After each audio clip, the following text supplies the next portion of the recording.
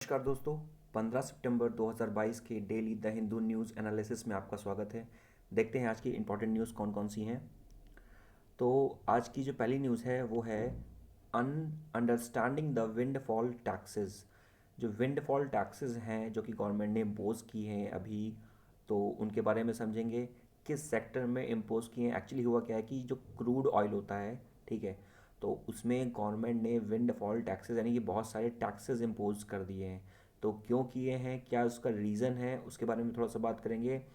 दूसरी चीज़ लिखा हुआ है कि इंडिया, आपको भी पता है कि जो ऑल अलाइनमेंट की पॉलिसी को फॉलो कर रहा है। देखिए 1961 में इंडिया ने नॉन अलाइन मूवमेंट में पार्टिसिपेट किया था। इसका मतलब ना ही वो वेस्टर्न कंट्री की तरफ था, ना ही ईस्टर्न यानी कि रशिया या सोवियत यूनियन की तरफ था, ठीक है। बट अब वो क्या कर रहा है इंडिया, अब सारे तरह के जो भी यूनियंस हैं, सारे तरह के जो अलाइनमेंट्स है उसमें पार्टिसिपेट कर रहा है। कहने का मतलब है इंडिया अपनी नॉन अलाइनमेंट की जो पॉलिसी है उससे मूव आउट करके अब कहाँ जा रहा है, ऑल अलाइनमेंट की तरफ। तो इसके बारे में क्या एडिटोरियल है उसको डिस्कशन करेंगे। फिर मॉनसून सेशन है जो आंध्र प्रदेश की असेंबली का, वो कल से शुरुआत हो रही है उसकी, ठीक है। तो ये तीन न्यूज़ इंपॉर्टेंट है, इसके बारे में डिस्कस करेंगे और कुछ क्वेश्चंस के बारे में बात करेंगे। चलिए शुरू करते हैं। पहली न्यूज़ क्या है हमारी, अंडरस्टैंडिंग द विंडफॉल टैक्स। देखिए विंडफॉल टैक्स क्या होता है, देखिए टैक्स मतलब तो टैक्स होता है, विंडफॉल टैक्स मतलब कि बहुत ज़्यादा टैक्स लगा दिया गया, उसे हम लोग कहते हैं विंडफॉल टैक्स। तो जो फाइनेंस मिनिस्टर है निर्मला सीतारमन, उन्होंने 2 सितंबर को डिफेंड किया था क्या, विंडफॉल टैक्स इम्पोजिशन को, यानी कि अ, जो विंडफॉल टैक्स लगा दिए गए हैं किसमें, क्रूड ऑयल में। तो निर्मला सीतारमन रमन जी ने कहा कि जो हमारी फाइनेंस मिनिस्टर है, कहा कि नहीं, ये जो विंडफॉल टैक्स लगाएं ये बिल्कुल सही है। क्यों सही है, देखिए हो क्या रहा है कि हम अभी इस टाइम पे क्या है कि हमारे पास क्रूड की ऑयल की प्रॉब्लम चल रही है। तो जो ऑयल रिफाइनरीज हैं इंडिया में, जैसे लाइक ONGC होगी, ये तो गवर्नमेंट होगी। जैसे लाइक मैं रिलायंस की बात करूं, तो ये कर क्या रहे हैं कि ये रशिया से जो सस्ता क्रूड ऑयल है उसको इंपोर्ट कर रहे हैं और यहाँ पर आके महंगे में बेच रहे हैं, क्योंकि अब यहाँ पर जो क्रूड ऑयल है उसकी शॉर्टेज है, या इन्होंने जो पहले से स्टोर करके रखा हुआ है उसको सेलिंग कर रहे हैं। तो उससे हो क्या रहा है कि ये बहुत ज़्यादा प्रॉफिट कमा रहे हैं, ठीक है। जितने भी ये ऑयल रिफाइनरीज हैं बहुत ज़्यादा प्रॉफिट कमा रही हैं। तो अब इतना प्रॉफिट किससे कमा रही हैं, ये लोगों से कमा रही हैं, जनता से कमा रही हैं, ठीक है। तो जनता का जो पैसा है वो किसके पास जा रहा है, इन प्राइवेट कंपनीज के पास जा रहा है। तो गवर्नमेंट ये चाहती है, गवर्नमेंट को पैसा कहाँ से मिलता है, गवर्नमेंट को पैसा मिलता है आम आदमी जो टैक्स पे करता है उससे मिलता है, और भी जो टैक्स इम्पोज करते हैं। तो गवर्नमेंट कह रही है भाई ये टैक्स इम्पोज करना है, यानी कि आम आदमी से, पब्लिक से पैसा लेने का हक हमारा है, ठीक है। और आप इतना सारा उनसे पैसा ले रहे हो तो ये तो गलत है। तो गवर्नमेंट ने क्या किया, गवर्नमेंट ने विंडफॉल टैक्सेस यानी खूब सारे टैक्सेस लगा दिए किस पर, जो ये ऑयल रिफाइनरीज हैं, खूब सारा टैक्स लगा दिए। यानी कि अगर आप खूब सारा पैसा बना भी रहे हो क्रूड ऑयल यानी कि पेट्रोल डीजल ये सारा कुछ बेच के, तो क्या कर सकते हो, तो हम आपके ऊपर क्या लगाएंगे, हम आपके ऊपर विंडफॉल टैक्स लगाएंगे, यानी खूब सारे टैक्सेस लगाएंगे। तो उससे होगा क्या कि आपका जो भी प्रॉफिट है वो थोड़ा सा कम हो जाएगा, ठीक है। देखिए हमारे यहाँ पे क्या है, इंडिया में ऑयल नहीं मिलता, इंडिया में क्रूड ऑयल नहीं मिलता, ठीक है। तो हम लोग जो भी रशिया है, ईरान है, जैसे ईरान से पहले हम लोग डील करते थे, ठीक है ना, 2019 तक, उसके बारे में भी बात करूंगा मैं। तो हम लोग क्या करते हैं, यहाँ की जो रिफाइनरीज जैसे रिलायंस हैं, ये सब क्या करती हैं, ये बाहर से क्रूड ऑयल ले आती हैं और यहाँ से हम लोग क्या करते हैं, क्रूड ऑयल को रिफाइन करते हैं और फिर उसको इंडिया में भी सेल करते हैं और बाहर की कंट्री में भी सेल करते हैं, ठीक है। जैसे एक जो साउथ ईस्ट एशिया में जो कंट्रीज़ हैं, ठीक है, वहाँ पर भी हम लोग अपना, इंडोनेशिया और बाली, ठीक है, तो यहाँ पर भी हम लोग क्या करते हैं, अपना क्रूड ऑयल को सेल करते हैं। मीन्स जो क्रूड ऑयल को रिफाइन कर दिया हुआ है, जो पेट्रोल बन चुका है उसको, ठीक है। अब आगे बात करते हैं कि यहाँ पर और क्या क्या न्यूज़ेस हैं। तो पहले हम बात करेंगे थोड़ा सा विंडफॉल टैक्स के बारे में कि विंडफॉल टैक्स होता क्या है। देखिए विंडफॉल का मतलब क्या होता है, विंडफॉल, ठीक है, यानी कि हवा इतनी तेज आई कि सब कुछ फट गया। तो विंडफॉल टैक्स का मतलब बहुत ज़्यादा टैक्स इम्पोज कर दिया गया। So tax impose on the windfall profit में मेड बाय द कंपनी और ऑर्गेनाइजेशन। अगर कोई कंपनी या ऑर्गेनाइजेशन खूब सारा पैसा बना रही है कैसे भी करके, तो उस पर खूब सारे टैक्स लगाए जा सकते हैं, उसको कहते हैं विंडफॉल टैक्स, ठीक है। विंडफॉल गेन क्या होता है, जो कंपनी गेन कर रही है, जो कंपनी पैसा कमा रही है, वो क्या होगा, विंडफॉल गेन। जैसे इस लड़के का नाम क्या है, बिल्लू मान लो, ठीक है। अब ये लड़का, हो सकता है इसने कोविड के टाइम पे खूब सारा अनाज इकट्ठा कर लिया और उसके बाद खूब बेचा इसने। तो जब ये अनाज इकट्ठा करके बेचेगा तो उसके पास खूब सारा पैसा आ जाएगा, ठीक है। तो ये क्या हो गया, ये इसका विंडफॉल गेन हो गया, ठीक है। ये क्या हो गया इसका, विंडफॉल गेन, ठीक है। अब आगे बात करते हैं बैकग्राउंड के बारे में। देखो बैकग्राउंड लिखा हुआ है कि क्रूड ऑयल की जो प्राइस है वो इंक्रीज कर रहे हैं इंटरनेशनल मार्केट्स में, ठीक है, due to the Russia Ukraine war and many more factors, ठीक है। देखिए रशिया यूक्रेन वॉर के कारण तो क्रूड ऑयल मतलब प्रॉब्लम हो ही रहा है, क्योंकि हम लोग रशिया से काफ़ी सारा ऑयल इंपोर्ट करते थे। उसके अलावा जो ईरान पे इम्पोज जो सैंक्शन लगे हुए हैं, तो उसके कारण हम ईरान से भी इंपोर्ट नहीं कर पा रहे हैं ऑयल, ठीक है। दो भाई 2019 में क्या हुआ था, डोनाल्ड ट्रंप ने JCPO के अंतर्गत, ठीक है, ईरान पर कई सारे सैंक्शन लगा दिए थे, तो उसकी वजह से अब ईरान की जो इकोनॉमी है ठप पड़ गई है, ठीक है। तो हम लोग कहीं से भी ऑयल नहीं ले पा रहे, इसी वजह से इंटरनेशनल मार्केट में जो ऑयल के प्राइस वो बहुत ज़्यादा हाई हो गए हैं। ऑयल रिफाइनरी क्या कर रही हैं, प्रॉफिट बना रही हैं। कैसे? वो बाई कर रही हैं रशिया से सस्ता ऑयल और उसके बाद एक्सपोर्ट कर रही हैं बड़े महंगे रेट पे, प्रीमियम पे। तो हमने ये देखिए इनके पास खूब सारे, जैसे मान लीजिए या अनिल अंबानी है, तो इनके पास खूब सारा पैसा आ गया, तो हमने इनके ऊपर क्या लगा दिया, windfall tax.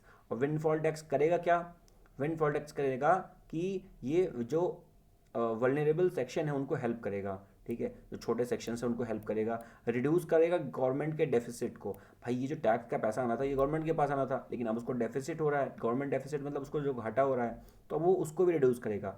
Windfall tax can increase the tax revenue collection and help the reduce the physical deficit. जो विंडफॉल टैक्स हैं ये क्या करेगा भाई, ये जो विंडफॉल टैक्स है खूब सारा पैसा लेके आएगा गवर्नमेंट के पास, तो ये गवर्नमेंट को हेल्प करेगा उसके जो रेवेन्यू डेफिसिट्स हैं, यानी कि जो फिजिकल डेफिसिट्स हैं उनको पूरा करने में हेल्प करेगा, गवर्नमेंट के पास पैसा लेके आएगा, ठीक है। इश्यूज़ क्या हैं, कोई दिक्कत है क्या विंडफॉल लगाने से, टैक्स से लगाने से? इसके कॉन्स क्या क्या हैं, प्रो तो हमने देख लिया, इसके कॉन्स क्या क्या हैं। तो जो विंडफॉल टैक्स है वो अनसर्टेन है। अनसर्टेन मतलब क्या, goes against the cannons of the taxation by the Adam Smith. आपको पता है कि जो एडम स्मिथ हैं ये क्या है, फादर ऑफ द इकोनॉमिक्स हैं। अब ये एडम स्मिथ जो है फादर ऑफ द इकोनॉमिक्स हैं, तो इन्होंने कहा है कि विंडफॉल टैक्स का जो है ये टैक्सेशन सिस्टम के अगेंस्ट जाता है, यानी कि ये कैसा है, ये आर्बिट्रेरी है, इतना ज़्यादा टैक्स नहीं लगाया जा सकता। पर आप अगर इतना ज़्यादा देखिए टैक्स लगा रहे हैं तो क्या होगा, जो कंपनीज़ हैं, प्राइवेट कंपनीज़ हैं, वो क्या हो जाएंगी, वो डिस्करेज हो जाएंगी। हो सकता है वो इंडिया छोड़ के चली जाए, हो सकता है कहीं बाहर गांव में अपना सब बोरिया बस्ता लेके चले जाएं। तो कहने का मतलब है कि जो गवर्नमेंट पब्लिक सेक्टर अंडरटेकिंग है उसका तो कोई इशू नहीं है, लेकिन जो प्राइवेट सेक्टर है, ठीक है, वहाँ पर जो कंपनीज़ हैं उनको इश्यूज़ होगा। भाई अब उनको पैसा मिल रहा है, प्रॉफिट मिल रहा है मार्केट से, तो अगर आप एकदम से टैक्स लगा दोगे तो वो तो उनको डिस्करेज करेगा ना। फिर affect the confidence of the business. भाई आपको पता है कि आपका जो बिजनेस इंडेक्स होता है, ठीक है, तो उस बिजनेस इंडेक्स में भी इफेक्ट पड़ेगा, बिजनेस में कॉन्फिडेंस कम हो जाएगा, will affect the expected profit of the companies and corporation. बिल्कुल profit unfair to small companies. ये छोटी जो कंपनी होगी, देखिए अगर कोई बड़ी कंपनी है तो उसको तो खूब सारा पैसा मिल रहा है, मान लीजिए विंडफॉल से, तो वो तो गलत है क्योंकि पहले से भी कमा रही थी। लेकिन इसके चलते विंडफॉल टैक्स ऐसा तो है नहीं किसी एक सेगमेंट में लगेगा, सब पे लगेगा। तो क्या होगा कि जो छोटी कंपनी होगी वो क्या होगी, वो जो प्रॉफिट बना रही है तो उसको भी दिक्कत आ जाएगी, ठीक है। Not all the companies will make the windfall profit. सभी सारी कंपनियां तो विंडफॉल प्रॉफिट नहीं बना रही हैं, जो बड़ी कंपनियां हैं वो विंडफॉल प्रॉफिट बना रही है, तो छोटी कंपनियों का क्या दोष। और विंडफॉल टैक्स तो पैन जब लगेगा तो पैन इंडिया लगेगा। The windfall gain is rewarded for the risk. भाई ये है क्या, आपने रिस्क लिया, पहले सस्ते में खरीदा, फिर आप बेच पा रहे हो ना, तो आपने सस्ते में लिया, इतना सारा बल्क में स्टोर किया, ठीक है, उसकी होल्डिंग की। वैसे होल्डिंग का मतलब तो गलत है, आपने होल्डिंग नहीं करनी चाहिए, लीगल होल्डिंग नहीं करनी चाहिए आपने, ठीक है। होल्डिंग का मतलब होता है कि गैर तरीके से क्या करना है, किसी चीज़ को स्टोर करना। Now there is no support system when the price falls. भाई जब पैसा गिर, वो जो किसी कमोडिटी का जो प्राइस है वो गिर रहा है, कोई भी सपोर्ट सिस्टम नहीं है। और जो विंडफॉल जो गेन है वो help the companies to take the future risk. भाई ये एक तरह से देखा जाए, अगर मान लीजिए कि रिलायंस है और रिलायंस ने खूब सारा अपना पेट्रोल जो है वो बल्क में स्टोर करके रख लिया हुआ है, या क्रूड ऑयल स्टोर करके रख लिया हुआ है, तो कहीं ना कहीं वो इंडिया के लिए तो फ़ायदेमंद है, ठीक है। तो कहने का मतलब क्या है कि अगर अगर वो स्टोर करके नहीं रखती तो उनको बाहर से मंगाना पड़ता, ठीक है। तो अगर हम लोग इतना सारा विंडफॉल टैक्स इम्पोज कर देंगे रिलायंस पे या बाकी किसी प्राइवेट कंपनी पे, तो क्या होगा, तो नेक्स्ट अपकमिंग फ्यूचर में वो ऐसा कोई काम ही नहीं करेंगे, ठीक है। फिर हम बात करते हैं आगे, ये क्या लिखा हुआ है, स्टेटमेंट लिखा हुआ है, article 248 of the Indian constitution deal with the residuary powers of the legislature. देखिए रेसिडुअरी पावर क्या होती हैं, देखिए जैसे हमने हमारे यहाँ जो 7वां शेड्यूल है उसमें हमारी वो दी हुई है, लिस्ट दी हुई है, ठीक है, that central list, state list और कंकरेंट लिस्ट। संघ सूची, राज्य सूची और समवर्ती सूची। संघ सूची में संघ सब सब्जेक्ट बना सकता है, यानी कि जो सेंट्रल लिस्ट है उसमें सेंट्रल सब्जेक्ट बना सकता है, सेंट्रल लॉ बना सकता है। और जो आपका स्टेट लिस्ट है उसमें स्टेट लॉ बना सकता है, और जो कॉन्करेंट लिस्ट है उसमें सेंटर और स्टेट दोनों लॉ बना सकते हैं, ठीक है। लेकिन रेसिडुअरी पावर्स क्या होती हैं? रेसिडुअरी पावर वो पावर्स हैं जिनका कहीं भी उल्लेख नहीं है, ना ही उनका उल्लेख सेंटर में है, ना स्टेट में है, ना कॉन्करेंट लिस्ट में है। तो ऐसी जितनी भी पावर्स हैं वो कहाँ पर जाएंगी? अंडर आर्टिकल 248 के अंतर्गत वो इंडियन कॉन्स्टिट्यूशन, वो इंडियन लेजिस्लेशन यानी कि पार्लियामेंट के पास चली जाएंगी, ठीक। तो ये ऑप्शन बिल्कुल सही है। आर्टिकल जो 248 है पार्लियामेंट को पावर देता है कि इम्पोज कर सकते हैं वो tax on the subject that is not mention in the concurrent list and the state list. मैंने भी बताया कि आर्टिकल 248 के अंतर्गत जो रेसिडरी पावर्स हैं वो पार्लियामेंट को दी गई हैं। तो यानी पार्लियामेंट वो सारी चीज़ें कर सकता है जो कि ना सेंट्रल लिस्ट में है, ना स्टेट लिस्ट में है, ना कॉन्करेंट लिस्ट में है। कहने का मतलब देखिए, जो चीज़ें सेंट्रल लिस्ट में है वो तो पार्लियामेंट कर ही सकता है। तो यहाँ पर क्या लिखा हुआ है कि not mention in the list of the state, यानी कि स्टेट लिस्ट में भी नहीं है, क्योंकि स्टेट लिस्ट में कानून बनाने का अधिकार किसका होता है? स्टेट का होता है। लेकिन 248 के अंतर्गत वो स्टेट लिस्ट में भी नहीं है और कॉन्करेंट लिस्ट में भी नहीं है। शायद आप बात समझ गए होंगे, तो इसलिए दोनों ऑप्शन क्या हो जाएंगे? करेक्ट हो जाएंगे। फिर लिखा हुआ है, ये बड़ा इंपॉर्टेंट आज का आर्टिकल है, for India buzzword now it's all alignment. देखिए, सबसे पहले मैं बात करूंगा कि हमारे यहाँ पर जो फर्स्ट वर्ल्ड वॉर हुई थी, उसके बाद जो सेकेंड वर्ल्ड वॉर हुई थी, तो सेकेंड वर्ल्ड वॉर के बाद क्या हुआ कि जो पूरी दुनिया थी वो दो गुटों में बट गई, ठीक है। इस तरफ हमारे क्या हो गए? इस तरफ हमारे जो वेस्टर्न कंट्रीज़ हैं वो हो गई, और इस तरफ हमारी ईस्टर्न कंट्रीज़ हो गई, यानी यहाँ पर हो गया आपका यूएस, यूके, ये सारी कंट्रीज़ हो गई, और यहाँ पर ये क्या हो गया? रशिया हो गया, ठीक। अब उस समय वर्ल्ड वॉर सेकेंड के टाइम के बाद जब इंडिया आज़ाद हुआ, तो उसके पास इंडिया के पास दो ऑप्शन थे, या तो वो वेस्टर्न के साथ जुड़ जाए या तो वो ईस्टर्न के साथ जुड़ जाए, यानी कि यूएसएसआर रशिया के साथ जुड़ जाए। तो इंडिया ने क्या किया? इंडिया ने नॉन अलाइनमेंट मूवमेंट का साथ दिया। 1961 में यूगोस्लाविया में, ठीक है, 1961 में यूगोस्लाविया के बेलग्रेड शहर में क्या हुआ कि 120 कंट्रीज साथ आई और उन्होंने 1961 में नॉन अलाइड मूवमेंट की स्थापना की। जवाहरलाल नेहरू ने भी इसमें फाउंडेशन की स्थापना की, यानी कि उन्होंने, वो भी इसके फाउंडिंग फादर थे, ठीक है। तो इंडिया ने किसका साथ दिया? नॉन अलाइन मूवमेंट ने। इंडिया ने कहा देखो भाई, ना हम आपके साथ हैं, ना हम वेस्ट वाले के साथ हैं, ना ईस्ट वाले के साथ हैं। लेकिन अब क्या देखा जा रहा है कि जो इंडिया है वो अपनी एक पर्सनल फॉरेन पॉलिसी अपना रहा है, अपना एक अलग पर्सपेक्टिव रख रहा है, अपना एक अलग व्यू रख रहा है, ठीक है, अपनी हर चीज़ में अपना एक स्टैंड रख रहा है। तो वही यहाँ पर कहा गया है कि जो इंडिया है, now India is moving from the non align movement to the all align movement, यानी कि सबसे अब अलाइनमेंट करना है, सबको साथ, सबका विकास, ठीक है, मोदी जी के उस भाषण पे। फिर मैं बात करता हूँ, देखिए अभी जैसे मैंने बात किया कि जो यहाँ पर जो बात की जा रही है वो बात की जा रही है एक्सटर्नल अफेयर्स मिनिस्टर जो थे, मतलब हैं हमारे जो एस जयशंकर साहब। तो एस जयशंकर जी की एक बुक थी द इंडिया वे, उसके बारे में कुछ यहाँ पर चीज़ें लिखी हुई हैं। उसके बाद यहाँ पर लिखा हुआ है कि जो एस की Shanghai corporation of India, Shanghai corporation organisation की जो समिट है समरकंद उज्बेकिस्तान में हो रहा है, ठीक है। एस की जो समिट है वो कब हो रही है? वो एस की समिट जो है वो आज ही हो रही है, 15-16 सितंबर में, ठीक है। उसके बाद एस के समिट में कौन कौन से लोग मिलेंगे? मैंने बताया था कि जितना भी जो हमारे आसपास के कंट्री, जैसे इंडिया हो गया, चाइना हो गया, रशिया हो गया, पाकिस्तान हो गया, ये हो गया। उसके अलावा जो सेंट्रल एशियन कंट्रीज़ हैं, ठीक है, तुर्कमेनिस्तान को छोड़ के उज्बेकिस्तान, किर्गिस्तान, तजाकिस्तान, ठीक है ना, तजिकिस्तान, तो ये सारे कंट्रीज़ हो गए। और उसके बाद आपको पता है कि जो ईरान है वो भी एस का मेंबर बन गया है अभी, ठीक है। तो यहाँ पे देखो लिखा हुआ है क्या कि इंडिया ज्वाइन अभी, उसके बाद तो ये हो गया। इसके बारे में कुछ और जानकारी यहाँ पे पढ़ लो, देखो क्या क्या लिखा हुआ है इंपॉर्टेंट।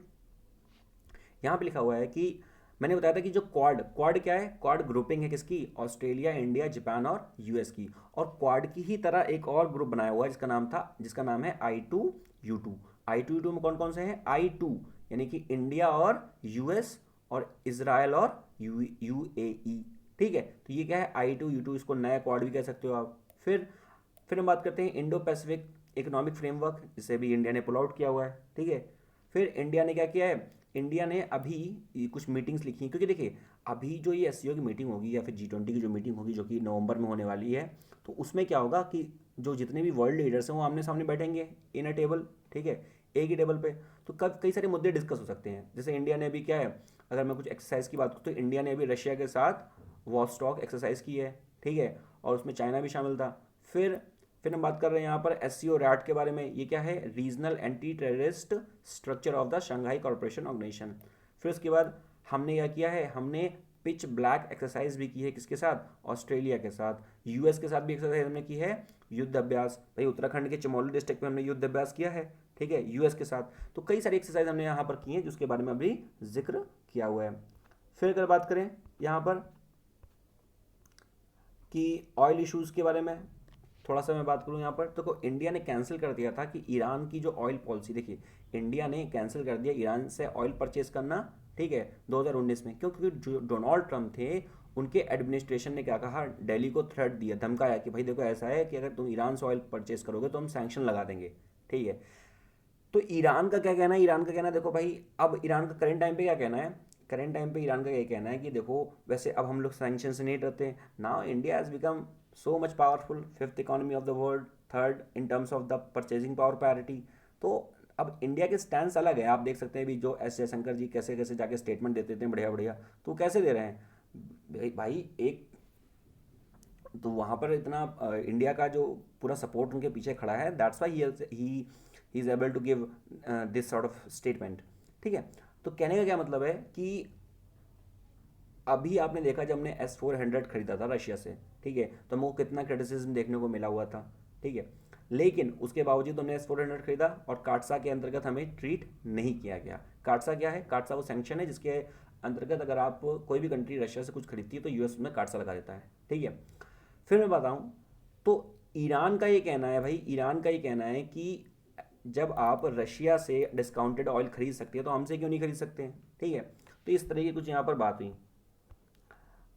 तो यहाँ पर आप कौन कौन से लोग मिलेंगे? हम पुतिन भी मिलेंगे, पाकिस्तान में शहबाज शरीफ भी मिलेंगे, ठीक है। तो ये सारे लोग यहाँ पर मिलेंगे। अब इस समिट के बारे में बात करें,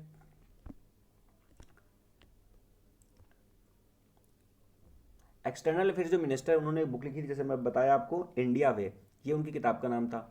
और इस इंडिया वे में उन्होंने क्या किया? क्रिटिसाइज किया किसको? नॉन अलाइनमेंट पॉलिसी को, जो कि 1961 से हम लोग फॉलो कर रहे थे, ठीक है। और उन्हें सजेशन क्या दिया? ट्रांसफॉर्म करना है हमें optimistic non alignment to the multiple engagement in the future, ठीक है। हमें क्या करना है? जयशंकर साहब ने कहा कि जो इनकी किताब है इंडिया वे, इन्होंने कहा कि अब समय आ गया है कि इंडिया अपनी जो नॉन अलाइनमेंट की पॉलिसी है उसको छोड़ के मल्टीपल इंगेजमेंट या मल्टीपल अलाइनमेंट में जाए फ्यूचर में, ठीक है। अब हमें बिल्कुल बाहर निकल के आगे खेलना है अच्छे से। फिर देखिए मल्टीपल इंगेजमेंट की जर्नी कैसे स्टार्ट हो रही है। पीएम ने प्लान किया है अभी विजिट उज्बेकिस्तान की, ठीक है ना, एससीओ समिट।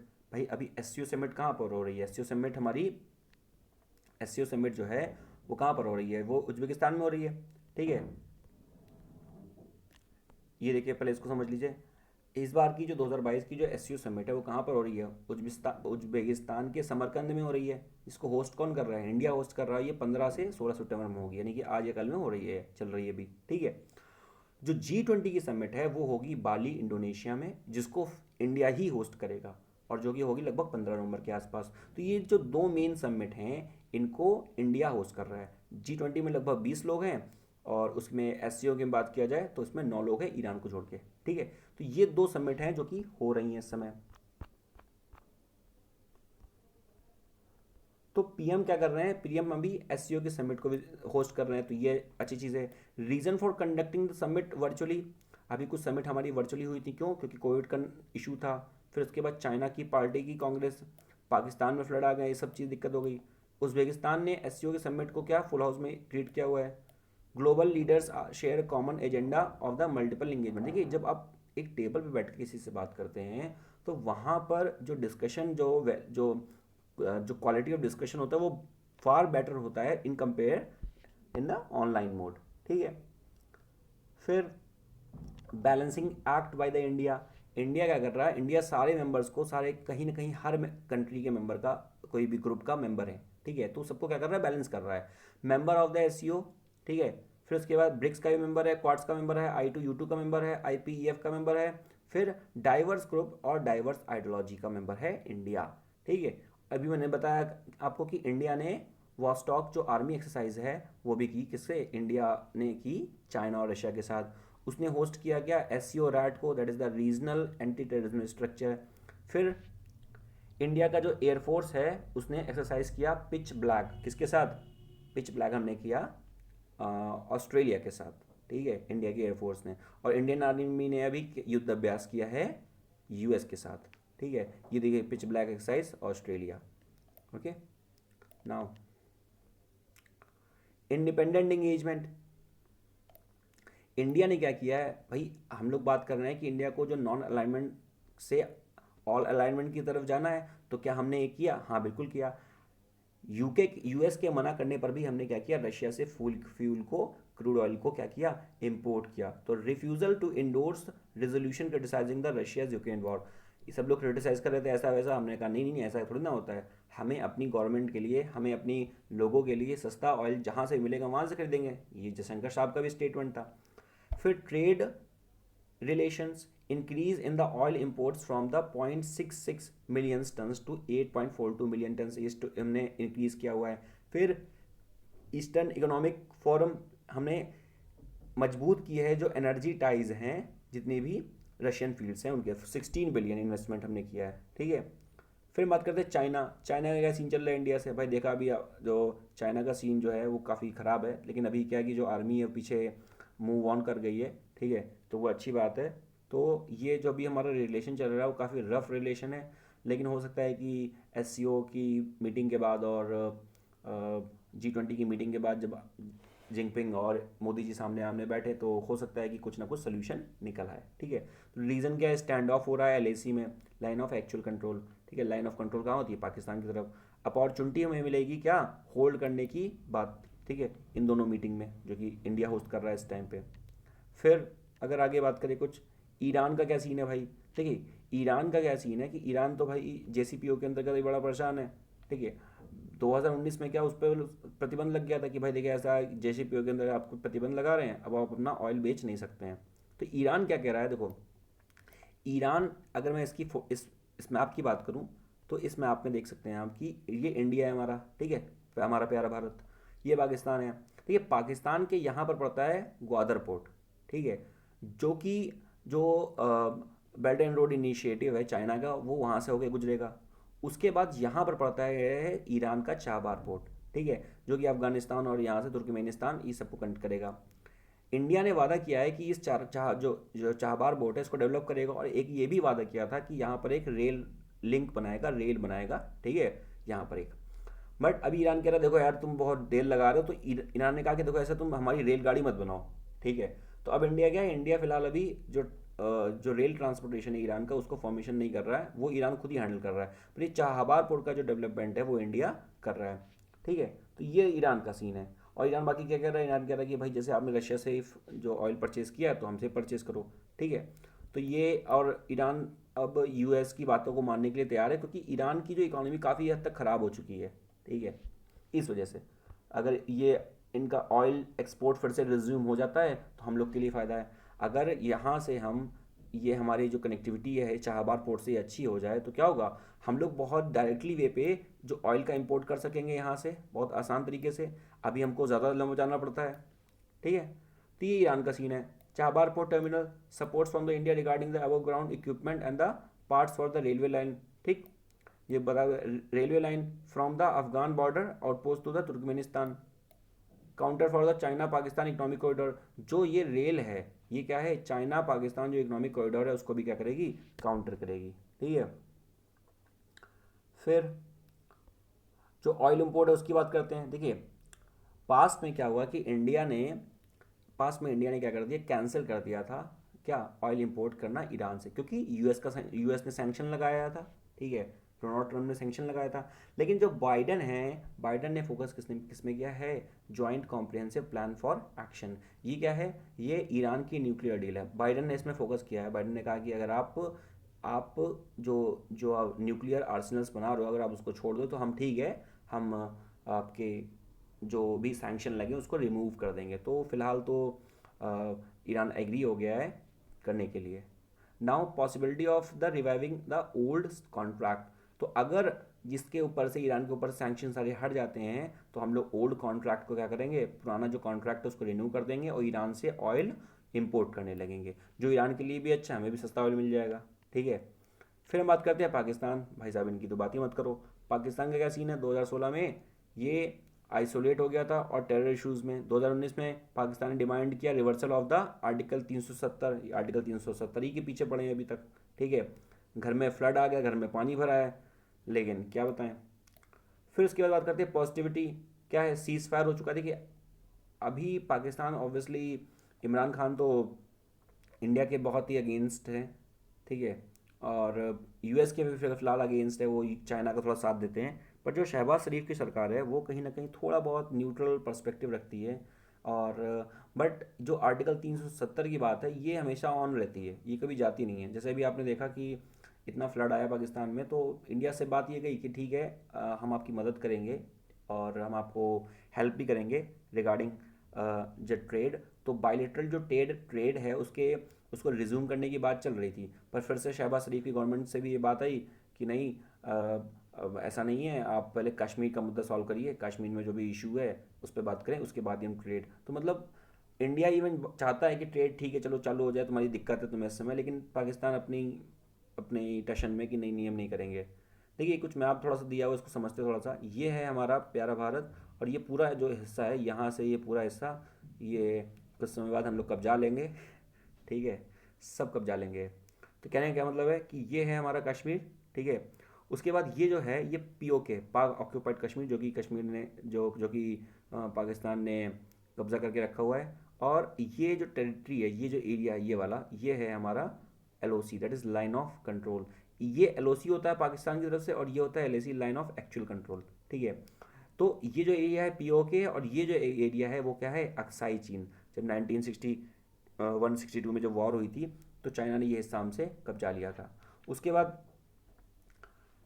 ये जो एरिया है छोटा सा, ये एरिया क्या किया पाकिस्तान ने 1963 में चाइना को दे दिया।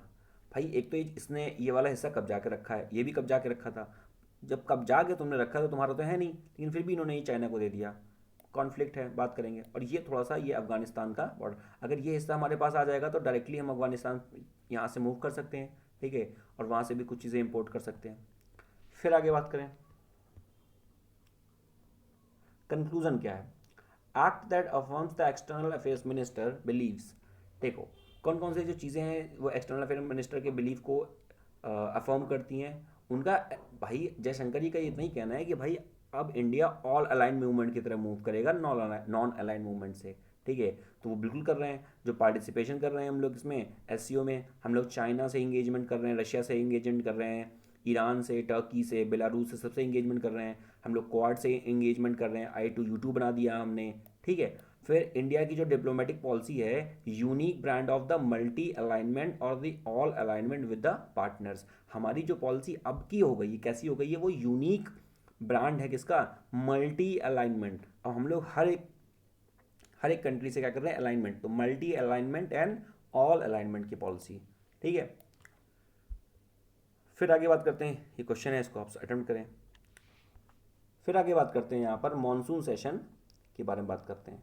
मॉनसून सेशन क्या है, देखिए पार्लियामेंट में जो होते हैं 3 सेशन होते हैं, ठीक है। पार्लियामेंट में 3 सेशन होते हैं।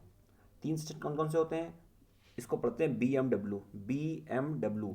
बजट सेशन, मॉनसून सेशन और विंटर सेशन। देखिए बजट सेशन, बजट में किसकी बात होगी, पैसे की बात होगी, और पैसा सबसे ज़्यादा चाहिए सबको। तो जो बजट सेशन होता है उसका जो जो अवधि होती है, जो टेन्योर होता है, जो पीरियड होता है वो ज़्यादा होता है, ठीक है। उसके बाद मानसून सेशन और फिर आपका विंटर सेशन। तो ये 3 सेशन हो गए। अब न्यूज़ क्या है, देखिए सेशन क्या होता है, पहले सेशन के बारे में थोड़ा सा बात कर लें। सेशन क्या होता है, सेशन क्या होता है, मैंने कहा कि ये पीरियड होता है between the first sitting and the prorogation. पहली जब सिटिंग होती है कहीं पर पार्लियामेंट में तो उसको कहते हैं आपका जो सेशन है बिगिन हो गया, और पीरियड जो हो गया वो चालू हो गया। तो जो पहली सिटिंग से आखिरी सिटिंग तक का जो समय है उसको हम लोग क्या कहते हैं, पीरियड। प्रेसिडेंट समन करते हैं सेशन को, ठीक है। आर्टिकल 85 में लिखा हुआ है कि maximum gap between the 2 session should be less than 6 month. यानी कि जो 2 सेशन हैं, भाई 3 सेशन होते हैं, तो 2 सेशन के बीच का जो मिनिमम गैप है, जो मैक्सिमम गैप है वो 6 महीने है, उससे ज़्यादा नहीं हो सकता, ठीक है। फिर आगे बात करते हैं, रिसेस क्या होता है। रिसेस जो होता है वो time gap between the prorogation और री असेंबली। मतलब कि एक सेशन चालू है और उसके बाद दूसरा सेशन जब चालू होगा तो उसके बीच में मान लीजिए कि जो थोड़ा सा टाइम दे दिया, टाइम गैप दिया है, उसको हम लोग क्या कहते हैं, रिसेस, यानी कि आप थोड़ा सा अभी आराम करो। अब देखिए दो चीज़ें हैं, दो टर्म आपको समझना है, एक समझना है आपको एडजर्नमेंट और एक समझना है एडजर्नमेंट साइन डी। ये क्या है? अगर पार्लियामेंट को क्या कर दिया गया, टर्मिनेट कर दिया गया, a sitting of the parliament is terminated by the adjournment. ठीक, तो एडजर्नमेंट के द्वारा क्या होता है कि पार्लियामेंट की एक सिटिंग जो होती है, ठीक है, देखिए एक सेशन में कई सारी सेटिंग हो सकती हैं, बात समझिएगा। एक सेशन जैसे मान लीजिए कि बजट सेशन चल रहा है तो इसमें कई सारी सेटिंग हो सकती हैं, तो a sitting of the parliament is terminated by the adjournment. तो एडजर्नमेंट से क्या करेंगे, जो पार्लियामेंट की सिटिंग को तो हम क्या कर देंगे, टर्मिनेट कर देंगे, रोक देंगे, खत्म कर देंगे। During adjournment when the next sitting will be commenced will also be announced, ठीक है, डन बाय द प्रेसिडेंट। कहने क्या मतलब है, एडजर्नमेंट में कर क्या रहे हैं कि एक सिटिंग जो हुई है उसको हम लोग क्या कर रहे हैं, स्थगित कर रहे हैं, रोक रहे हैं, और ये भी बता रहे हैं उसमें कि अगली सिटिंग कब होगी। लेकिन एडजर्नमेंट साइन डी में क्या होता है कि इसमें जब एक सिटिंग को टर्मिनेट तो करते हैं लेकिन ये बताते नहीं है कि अगली सिटिंग कब मिलेगी। बात समझ गए? यानी कि इसमें एक फिक्स हमने टाइम पीरियड बता दिया है कि नेक्स्ट सिटिंग कब बैठेगी, पर इसमें हमने एक फिक्स टाइम पीरियड नहीं बताया कि नेक्स्ट सिटिंग कब बैठेगी, इंडेफिनिट टाइम के लिए है। ठीक है, फिर आगे बात करें, प्रोरोगेशन क्या होता है? प्रोरोगेशन का मतलब क्या होता है, एंड ऑफ द सेशन, जब पूरा सेशन खत्म हो जाता है। डिसोल्यूशन का मतलब वो क्या होता है, only Lok Sabha can dissolve. Dissolution का मतलब पूरी जो गवर्नमेंट है वो गिर गई, ठीक है, that is the council of minister headed by the prime minister. Article जो 100 है उसमें लिखा हुआ है क्या, कोरम के बारे में 1/10 होना चाहिए टोटल मेंबरशिप का। ठीक, फिर आगे बात करें, so friends this was the discussion for today's, okay, this was the discussion for the today. So I'll meet you in the next video. Till then you just take care of yourself और अच्छे से पढ़ाई करते रहें।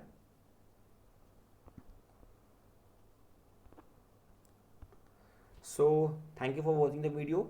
Like share subscribe कर दीजिए और video को शेयर कर दीजिए, and thanks for supporting. Till then take care, goodbye, जय हिंद।